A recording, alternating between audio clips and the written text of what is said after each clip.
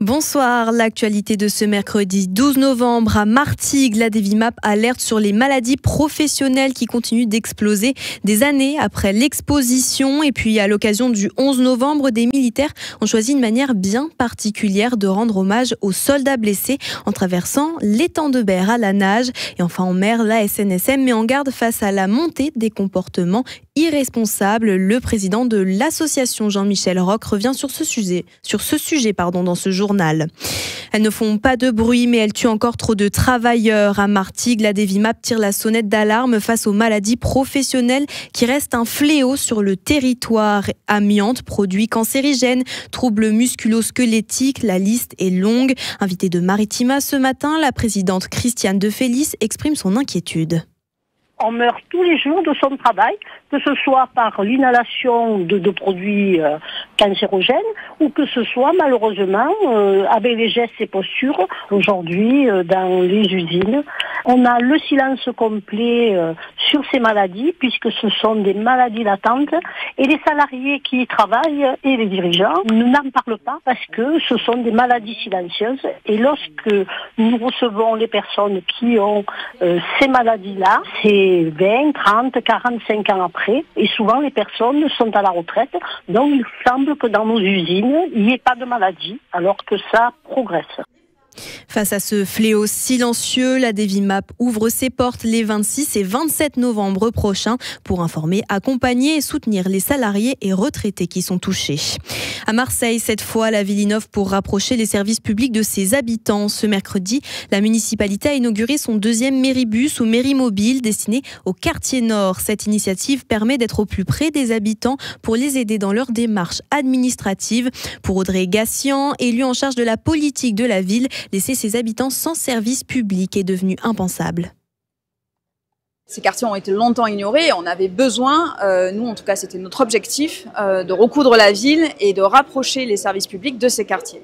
On le sait, on a une ville qui est très étendue, on a aussi des moyens de transport qui ne sont pas toujours efficients et dans les quartiers nord, on a des moyens de transport qui ne vont pas jusqu'au bout des quartiers nord. Et on avait besoin de proposer ce service-là pour permettre justement de résoudre cette fracture et aussi parce qu'on le sait, les quartiers nord sont éloignés du centre-ville, mais aussi sont très peuplés.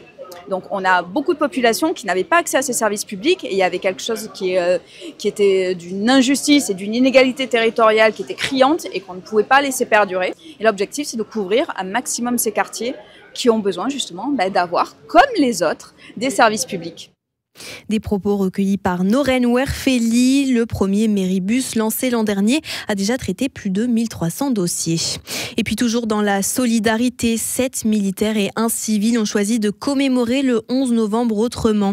Ils ont traversé l'étang de Berre à la nage de Châteauneuf à Saint-Chamas, soit près de 20 km. Un défi symbolique pour rendre hommage aux soldats blessés et récolter des fonds pour le Bleuet de France. Flavio Norega était sur place. Il a recueilli quelques réactions.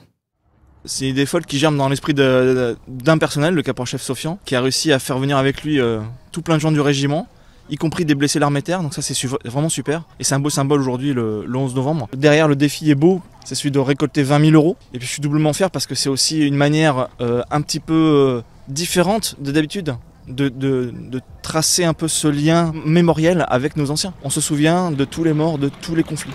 Et donc aujourd'hui, on va se souvenir de tout le monde, de nos blessés, de nos morts, de ceux qui nous ont quittés il n'y a pas longtemps. On en a pas mal au régiment qui sont partis. Ça me tenait à cœur de façon à montrer qu'il y a toujours de l'espoir. Il faut garder l'espoir et peu importe qu'on soit brûlé, qu'on ait une jambe en moins, qu'on ait des problèmes différents. Il faut juste apprendre à vivre différemment et puis après la vie elle continue en fait. Si on ne perd pas espoir, on arrive à faire des traversées comme aujourd'hui si on va au bout. Il faut solliciter ce genre d'événement, je pense que c'est quelque chose qui va mettre en valeur et qui va donner un peu de patriotisme et de soutien aux blessés. Je veux que cet événement, entre guillemets, au travers du régiment, il puisse être marqué par notre courage, parce que faut quand même avoir du courage pour aller à l'eau, j'avoue.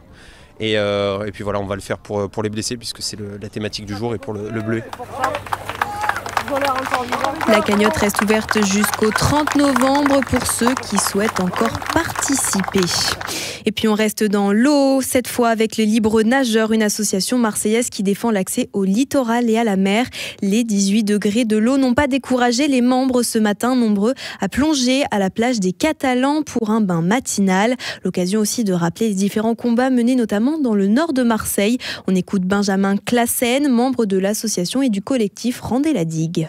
Les Libres Nageurs organisent tous les 13 du mois, à 13h précises, le plouf du 13, où on nage, où on saute dans l'eau de la piscine du Mucem ou du bassin du Mucem qui n'est pour l'instant pas encore une piscine précisément. Le deuxième rendez-vous, c'est donc samedi à midi.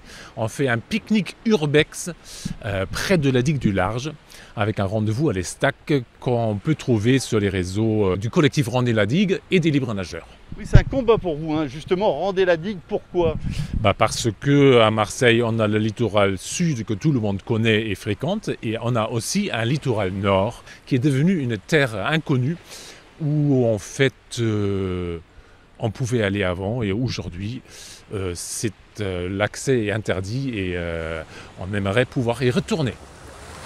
Libres Nageurs sont également impliqués dans la sécurité en mer.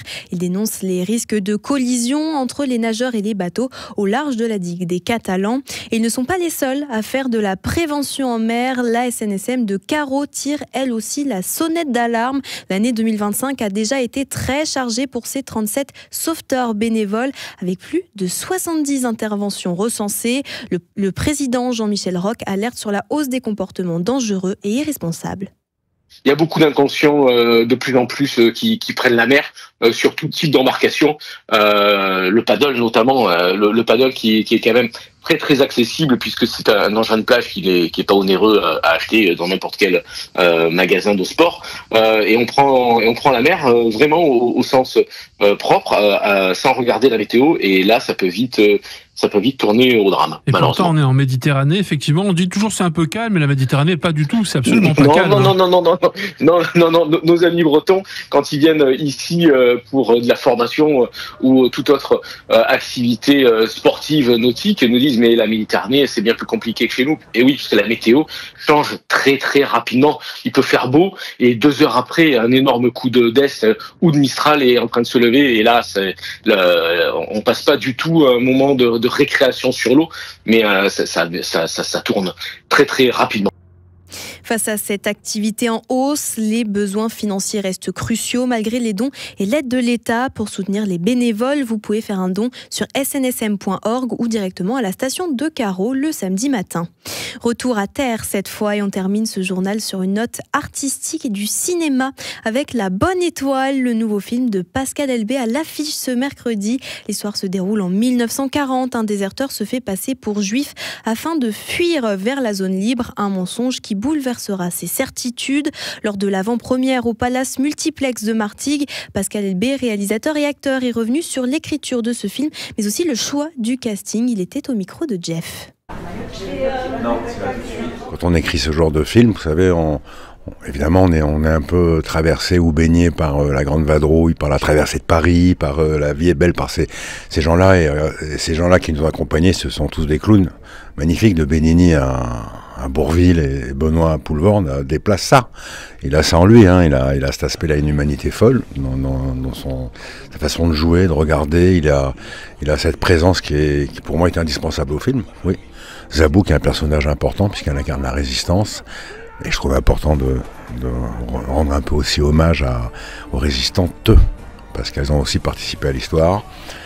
Je pense à Lucie Aubrac, à Germaine Tillier, ou qui vous voulez. C'est ces gens-là dont on a très peu parlé.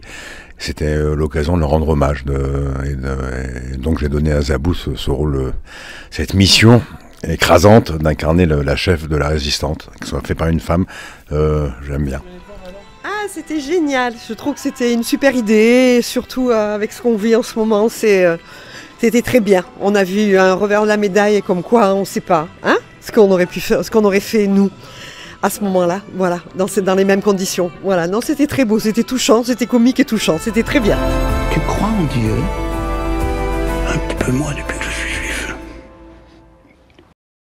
Étoile, un film qui raconte une histoire humaine sur fond d'histoire avec un grand H. C'est la fin de ce journal. Merci à tous de nous avoir suivis et à demain pour plus d'actualités. Bonne soirée à tous sur Maritima.